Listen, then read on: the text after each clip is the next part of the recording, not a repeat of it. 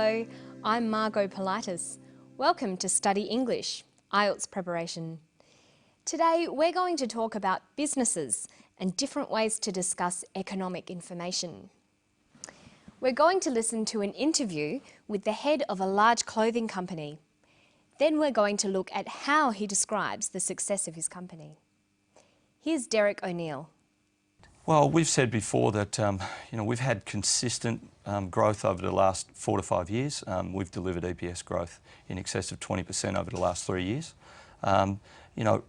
Growing earnings at 25, 30, 35% forever becomes impossible. I think we end up owning US GDP in about 2023 with 25% growth. We've registered that 15% is our plan, and we think that's a good target. We're very happy with our level of sales. We grew sales in the US in girls wear at 50%, and we think that's a fantastic performance. So we'll stand by those numbers. We've had solid momentum in that market for 4 or 5 years, and we expect that momentum is going to continue.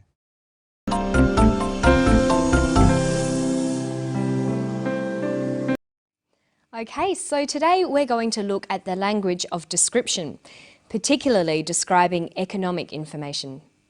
In formal academic writing, it's important to use impersonal, objective language when describing things. Notice that in the interview, Derek O'Neill often begins his sentences with we've, short for we have. Using phrases like I've or we've is very common in spoken English. Well, we've said before that we've had consistent growth over the last 4 to 5 years. We've delivered EPS growth in excess of 20% over the last 3 years. He says we've had consistent growth.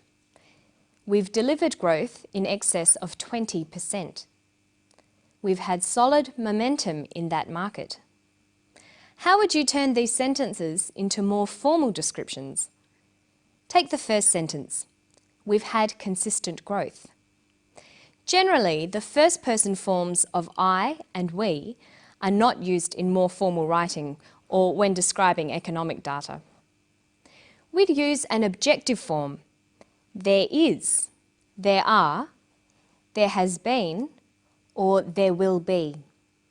So we've had consistent growth becomes there has been consistent growth. Look at this one. We've delivered growth of 20%. That becomes there has been growth of 20%. Now listen to him again. We've had solid momentum in that market for 4 or 5 years, and we expect that momentum is going to continue. He said, we've had solid momentum. We expect that momentum is going to continue. We've had, we expect. How could you write that information in a formal way? We've had solid momentum. There has been solid momentum. We expect that momentum is going to continue. It is expected that momentum is going to continue. So looking for the use of the first person is a good way to tell whether someone is discussing information in a formal or informal way.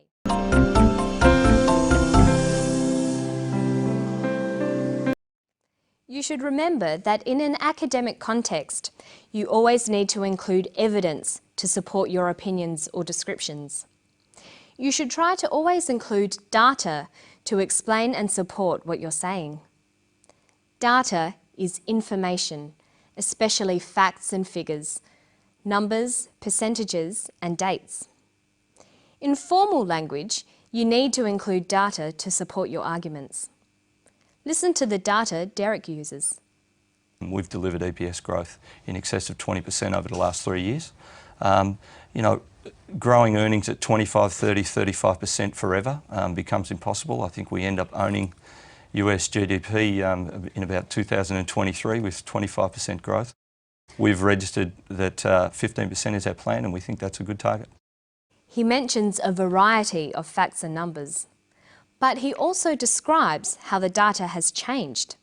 That is, the degree or type of change. To describe data, there is a variety of word choices. You can use both adjectives and adverbs, words that describe. Of course, adjectives describe things and adverbs describe actions. So you'll need both nouns and verbs for your descriptions.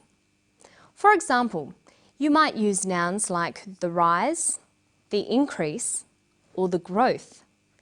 Listen to Derek again. Well, we've said before that we've had consistent growth over the last 4 to 5 years. They've had consistent growth.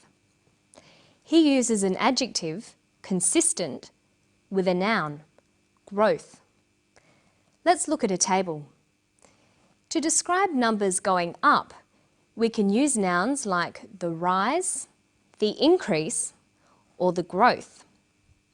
And to describe numbers going down, we can use the drop or the decrease. Then we've got adjectives to describe those nouns, like rapid, slow, slight, dramatic, sudden, or consistent. And we can put these together. A sudden rise, a slight decrease, a sudden drop, a consistent growth. But there's another way of describing these changes. We can use verbs and adverbs. Many nouns like the rise, the increase, the growth can be used as verbs. To rise, to increase, to grow, to drop, to decrease. And many adjectives can become adverbs. Rapidly, slowly, slightly, dramatically, suddenly, consistently. By using these new words, we can describe data by using verbs and adverbs. We can say to rise suddenly, to decrease slightly, to drop suddenly, to grow consistently. So look how these phrases change. A sudden rise becomes to rise suddenly. A slight decrease, to decrease slightly. A sudden drop, to drop suddenly.